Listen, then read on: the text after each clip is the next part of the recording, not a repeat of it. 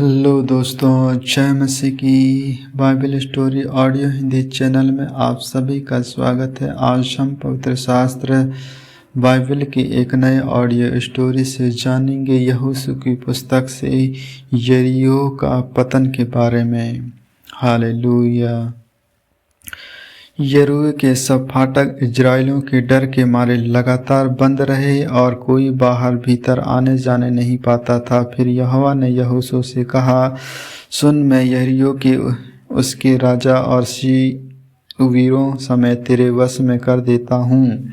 इसलिए तुम में जितने योद्धा हैं नगर के घेर लें और उस नगर के चारों ओर एक बार घूम आए और 6 दिन तक ऐसा ही किया करना। और 7 याजक संदूक के आगे आगे मेढ़े के सींगों के साथ नरसिंगे लिए हुए चलें। फिर 7वें दिन तुम नगर के चारों ओर 7 बार घूमना और याजक भी नरसिंगे फूंकते चलें। और जब वे मेढ़ों के सींगों के नरसिंगे देर तक फूंकते रहें तब सब लोग नरसिंगे का शब्द सुनते ही बड़ी ध्वनि से जय जयकार करें। तब नगर की शहरपनाह से गिर जाएगी और सब लोग अपने अपने सामने चढ़ जाएंगे। इसलिए नून के पुत्र यहोशू के याजकों को बुलवा कर कहा, वाचा के संदूक को उठा लो। और 7 याजक यहोवा के संदूक के आगे आगे मेढ़ों के सींगों के साथ नरसिंगे लिए हुए चले। फिर उसने लोगों से कहा, आगे बढ़कर नगर के चारों ओर घूम आओ और हथियारबंद पुरुष यहोवा के संदूक के आगे आगे चलें। और जब यहोशू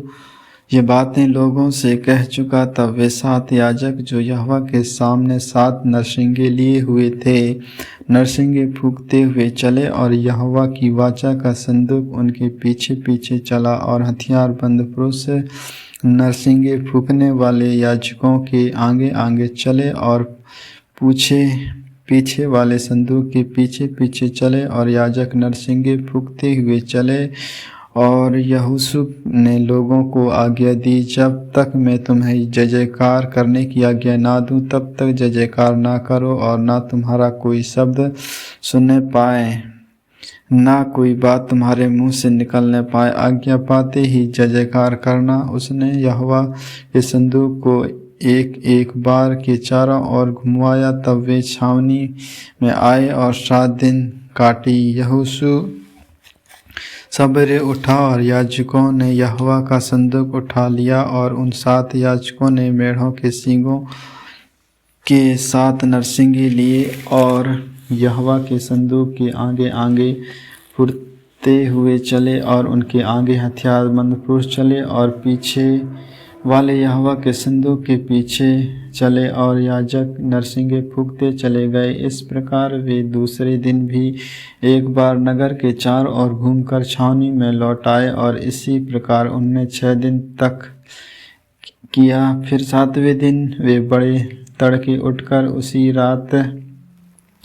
उसी रीति से नगर के चारों ओर 7 बार घूम आए। केवल उसी दिन वे 7 बार घूमे। तब 7वीं बार जब याजक नरसिंगे फूंकते थे तब यहोशू ने लोगों से कहा, जय जयकार करो, क्योंकि यहोवा ने यह नगर तुम्हें दे दिया है। और नगर और जो कुछ उसमें है यहोवा के लिए अर्पण की वस्तु ठहरी। केवल राहाब वेश्या और जितने उसके घर में हो वे जीवित छोड़े जाएं, क्योंकि उन्होंने हमारे भेजे हुए दूतों को छिपा रखा था। और तुम अर्पण की वस्तुओं से सावधानी से अपने आप को अलग रखो। ऐसा ना हो कि अर्पण की वस्तु ठहराकर बाद में उसी अर्पण की वस्तु में से कुछ ले लो और उस प्रकार इजरायली छावनी को भ्रष्ट करके उसे कष्ट में डाल दो।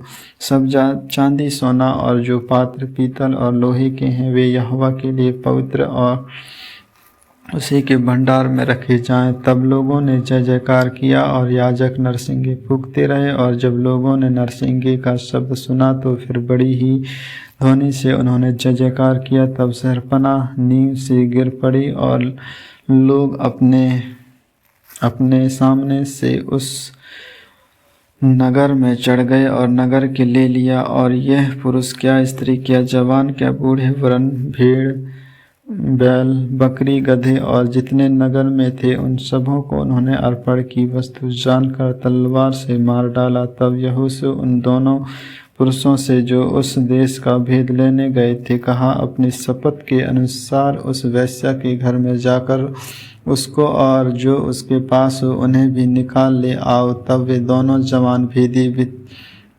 भेदिए भीतर जाकर राहाब को और उनकी माता पिता, भाइयों और सब को जो उसके यहाँ रहते थे, वरन उसके सब कुटुंबियों को निकाल लाए और इज़राइल की छावनी से बाहर बैठा दिया। तब उन्होंने नगर और जो कुछ उसमें था सब को आग लगाकर फूँक दिया। केवल चांदी सोना और जो पात्र पीतल और लोहे के थे, उन्होंने उन्हें यहोवा के भवन के भंडार में रख दिया। और यहोशू ने राहाब वेश्या और उसके पिता के घराने को वरन उसके सब लोगों को जीवित छोड़ दिया, और आज तक उनका वंश इजराइलियों के बीच में रहता है, क्योंकि जो दूत यहोशू ने यरीहो का भेद लेने के भेजे थे उनको उसने छिपा रखा था। फिर उसी समय यहोशू ने इजराइलियों के सम्मुख शपथ रखी और कहा, जो मनुष्य उठकर इस नगर यरीहो को फिर से बनाए, वह यहोवा